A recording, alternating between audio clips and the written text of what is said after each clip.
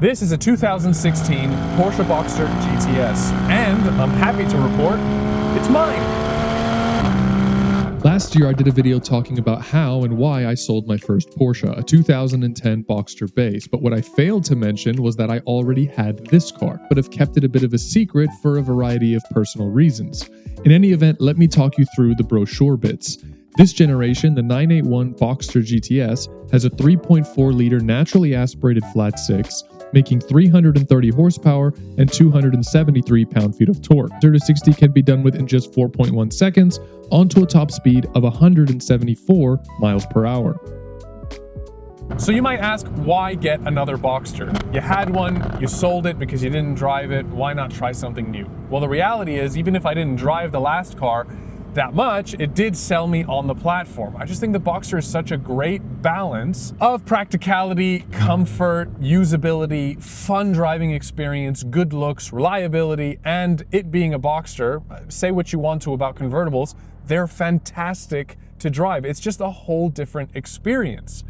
And so I thought, if I'm going to get another car, it has to be able to deliver what my last Boxster did, but a little bit extra. And that's exactly what this car does. I wasn't looking to buy a car, but I stumbled upon this one. The price was right, based on the condition, which we'll get to in just a second. And so I went ahead and jumped on it. Now, the story of buying this car is actually very interesting, but that's not for this video. If you are interested to know that, let me know in the comments below and I can make a separate video in the future. So that's why the Boxster, but why the GTS? Well, in the model lineup, I think the GTS has the most to offer at the most attractive price point.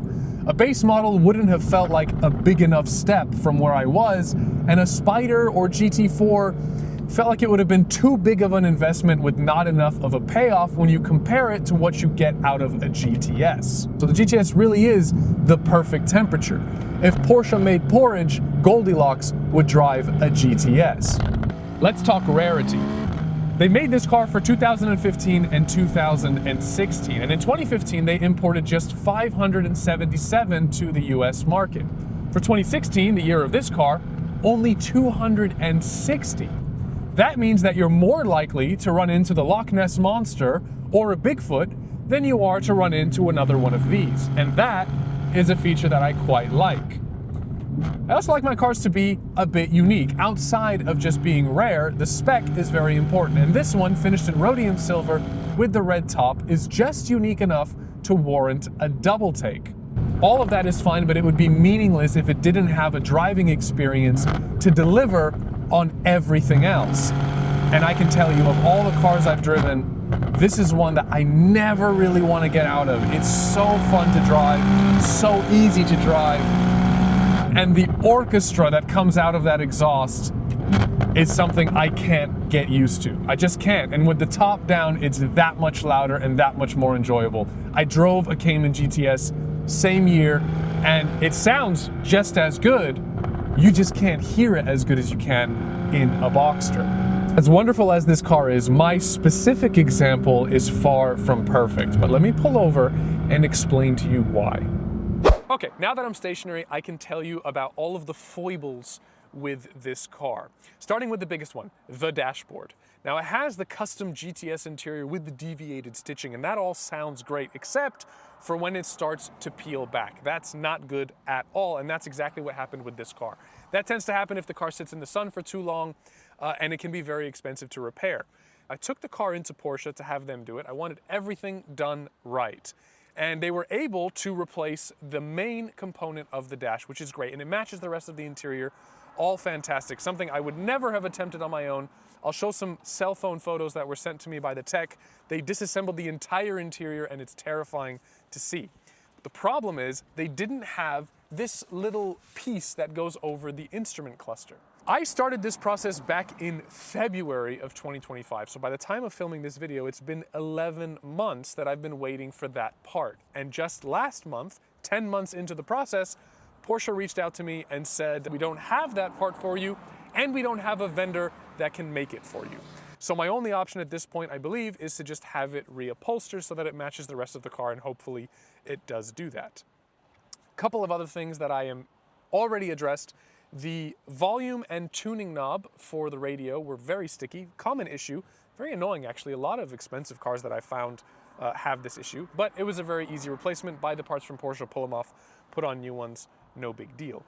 The driver's side door handle was unreliable. Sometimes it would open, sometimes it wouldn't, depended on the time of the week or its mood. Also, the trim, this aluminum, starting to peel off. Many of you may have experienced this, and it gets very sharp and starts lacerating your hand every time you go to open it. So I've had that replaced. Also, the switch right here by the driver's seat that opens the rear trunk, that was no longer functional. It worked on the key, but not on the switch, so I had that replaced.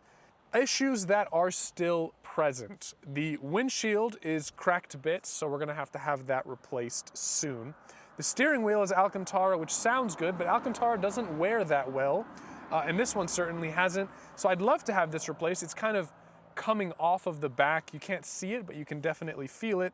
And a similar issue to the aluminum trim on the door handle is occurring on the steering wheel, where I've just cut myself right now. The window switch on the passenger side, no other word for it, is broken. The exhaust seems to be hanging at a bit of an angle, which I'm not too pleased about. The front end of the car, on the front bumper, there are gashes on both the driver and passenger side at the very bottom. I can only assume they've come from some kind of a curb, and they've gone through the clear bra. I haven't decided if I want to risk repainting it because the car is rhodium silver metallic. Metallic paint is notoriously difficult to match, and so is silver, so I might have to just live with that.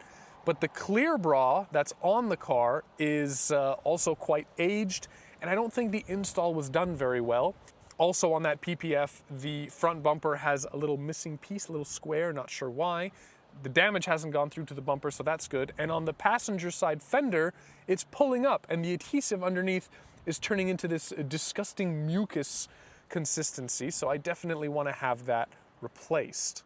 The headlights, while they are fully functional, the clear coat on them is starting to etch away, and that's quite ugly. I don't think I'll replace those because they are very expensive. I might just have them wet sanded, rear clear coated, and then PPF'd on top. One thing I do want to mention, when I originally purchased this car, it didn't have these wheels. It had the standard GTS wheels finished in satin black. I hate black wheels. I feel like you can't see the wheel anymore.